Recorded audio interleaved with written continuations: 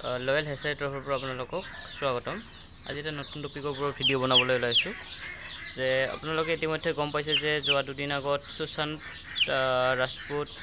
সুশান্ত সিং ৰাজপুত নামৰ এজন young actor, বলিউডৰ য়ং এক্টৰ আত্মহত্যা কৰিলে। গতিকে ইয়াতকৈ আমাৰ বাবে দুখজনক কথা একো হ'ব নোৱাৰে। গতিকে সেইটোৰ ওপৰত ভিত্তি কৰি এটা মই ভিডিঅ' বনাইছোঁ, গতিকে আপোনালোকে চাই থাকিব। কথাটো হ'ল আত্মহত্যা। মানুহে আত্মহত্যা কিয় কৰে? আত্মহত্যা সাধাৰণতে মানুহে কৰিব নালাগে, কাৰণ জীৱন মানে সংগ্ৰাম। জীৱনৰ আন এটা নাম সংগ্ৰাম। এই সংগ্ৰাম চলিয়ে থাকিব, অব্যাহত থাকিব। জীৱনত সংগ্ৰাম থাকিবই।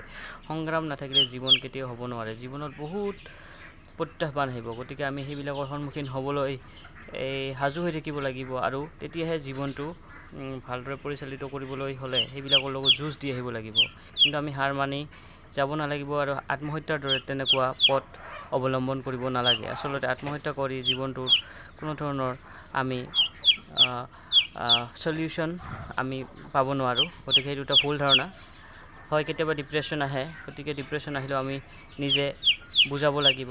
এটা সৰু উদাহৰণ লৈ আহি আপোনালোকৰ ওচৰত মই বুজাই দিছোঁ। আপোনালোকে দেখা পাই আছে যে এই মুৰ্গীটো কিয় আনিছোঁ মই, আপোনালোকে এতিয়া গম পাব যে এই মুৰ্গী পোৱালিটো আপোনালোকে চাওক, ইয়াৰ দুয়োখন ভৰিয়ে পেৰালাইচিছ। গতিকে ই একদম খোজ কাঢ়িব নোৱাৰে, কিন্তু ই জানো আত্মহত্যা কৰিছে? ই জানো মৰিছে? ই সদায় খাদ্যৰ সন্ধানত ষ্ট্ৰাগল কৰি আছে। ইয়াৰো জীয়াই থকাৰ হেঁপাহ আছে। গতিকে আপোনালোকে এই মুৰ্গীটোৰ উদাহৰণ লৈ নিজক কেতিয়াবা যদি মনটোত বেজাৰ লাগে, তেতিয়াহ'লে আপোনালোকে বুজক যে আমি এনেকৈ জীয়াই থাকিব লাগিব। খাদ্যৰ সন্ধানত ই প্ৰতিদিনেই এনেকৈ দুখন ভৰি একেবাৰে নচলে। চাওক আপোনালোকে ভৰি দুখন চাওক, কেনেকুৱা ভৰি দুখন। গতিকে খাদ্যৰ সন্ধানত ই কেতিয়াও জীৱনত হাৰ মনা নাই। তাৰমানে ই জীয়াই থকাৰ সম্পূৰ্ণ ইচ্ছা আছে, কাৰণ জীৱনটো আমি এবাৰহে লাভ কৰোঁ। গতিকে এই সুন্দৰ জীৱন এটাক আমি কিয় বাৰে বাৰে আমি এনেকুৱা বেয়া চিন্তা কৰি জীৱনটো শেষ কৰি পেলাম? গতিকে আমি ষ্ট্ৰাগল কৰিব লাগিব। ভালদৰে জীৱনটোক অতিবাহিত কৰিবৰ কাৰণে কিছুমান সমস্যাৰ সন্মুখীন হ'ব লাগিব। চাওক আপোনালোকে, ইয়াৰ ভৰি দুখন একেবাৰে অচল। গতিকে ই খাদ্য সদায় ফুৰি আছে, তথাপি হাৰ মনা নাই। গতিকে আমি সৰু এটা মুৰ্গীৰ পোৱালি হৈ যদি ই চলিব পাৰে, আমি মানুহে ইমান কিয় আমি এটা চৰমপন্থা হাতত ল'ব লগা হয়?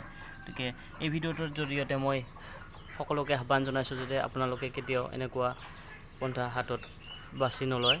গতিকে আপোনালোকে চিন্তা কৰিব, 10বাৰ চিন্তা কৰিব এবাৰ যিকোনো কাম কৰাৰ আগতে, ইমান পটককৈ জীৱনটোক হেৰুৱাই নেপেলাব। সেই ভিত্তি কৰি ভিডিঅ'টো বনালোঁ। যদি ভিডিঅ'টো ভাল লাগিছে এটা লাইক কৰিব আৰু মোৰ চেনেলটো ছাবস্ক্ৰাইব কৰিব। ধন্যবাদ।